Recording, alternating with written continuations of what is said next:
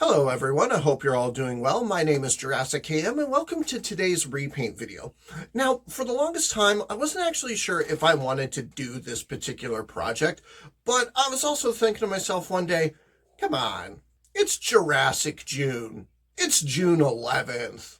We gotta do something to celebrate that other than watch the movie just like what I do every June 11th, right? So as I was cleaning up some boxes that were kicking around in my basement, I actually found this bootleg Papo T-Rex figure, which I then repainted to look like this. Now, this video is not a tutorial on how to apply those colors to this or any other T-Rex figure, because with such an iconic creature from the Jurassic franchise, I wanted to save that for like a special milestone video. I also wanted to save that tutorial for a bigger and better figure. What we are going to do is we are going to take that bootleg Papo T-Rex figure and we are going to create a little diorama that recreates the iconic shot from the end of the first Jurassic Park film. So let's jump right to it. So the first thing that we need to do is create a base for the T-Rex. I've got an 8-inch cake pan here that, as you can see, it's a pretty decent size and it houses the T-Rex nicely. So what we're going to do with the cake pan is we're going to lay down some tin foil. And then we're going to knead out some black polymer clay.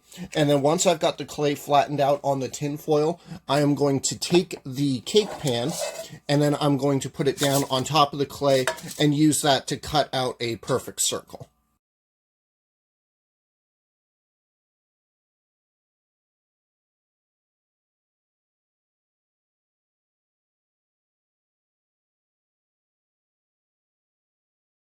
Now that we've got our circular base done, first thing we're going to do is we're going to press the T-Rex into the clay so that we can establish where it's going to be glued into place. So now what we're going to do is we're actually going to sculpt a few pieces of debris and bits of the rotunda just so that we can give this display base a bit more of a personality.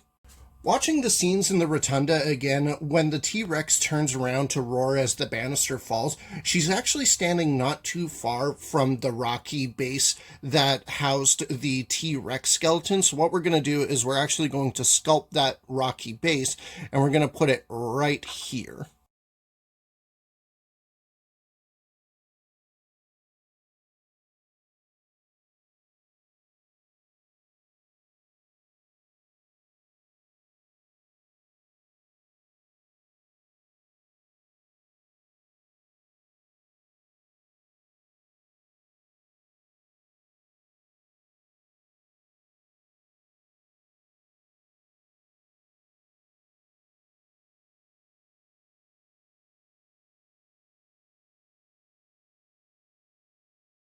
I have the base set up and sculpted out with the T-Rex foot and the rocks and some extra bones laying around. Now, this particular bone is one that I took creative liberty with, but it has a practical purpose, and I'll explain why in a second. This is my take on the infamous banner that falls down in front of the Tyrannosaurus at the end of the movie. Nothing too fancy here. This was cut out of an 8.5 by 11 sheet of white office paper.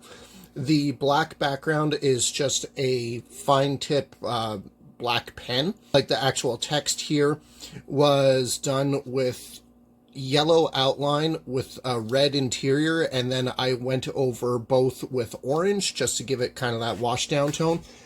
And then it was sealed with the same matte acrylic varnish that I use to seal the figures that I repaint.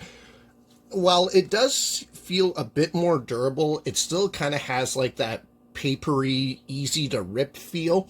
So as much as I wanted to try to keep a matte finish, for the sake of preservation and durability, what I'm actually going to do is I'm actually going to cover this with some packing tape, and we will fold it in the right spots so that it looks like it's fluttering down in the air.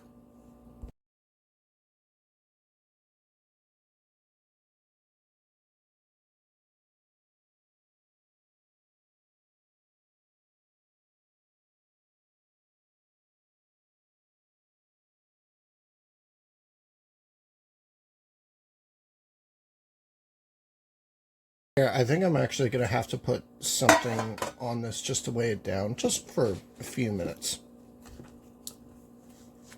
There we go. So I've got the Tyrannosaur on the base just as a reference point. So what we're going to do now is we're going to take the corner of this banner and then we are going to poke it into the bone. And then what that's going to do is that's going to make a little hole in the clay bone for us to glue the banner in. Now, this banner is also touching the Tyrannosaur's leg. So what will probably end up happening is we'll probably end up super gluing the banner to the side of the T-Rex's leg as well, just so that we can have it staying upright in the air. Now that we have the setup of the base established, this needs to go in the oven at 260 degrees Fahrenheit for half an hour, and then it needs to cool for an additional half an hour after that. The base is now out of the oven. It has cooled off, so I'm going to take this downstairs. We're going to throw some primer on it, and then the rest of the painting process will be just like with the dinosaur repaint videos. It'll be commentary free with the paint to water ratio and the colors listed on screen.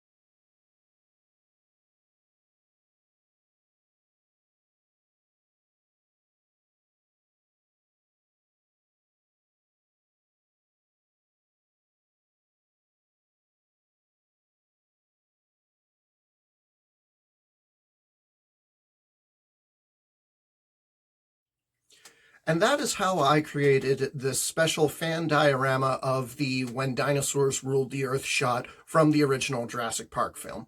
If anyone is interested in acquiring this diorama, I do have it up for sale in my eBay store, and the link will be down in the description below.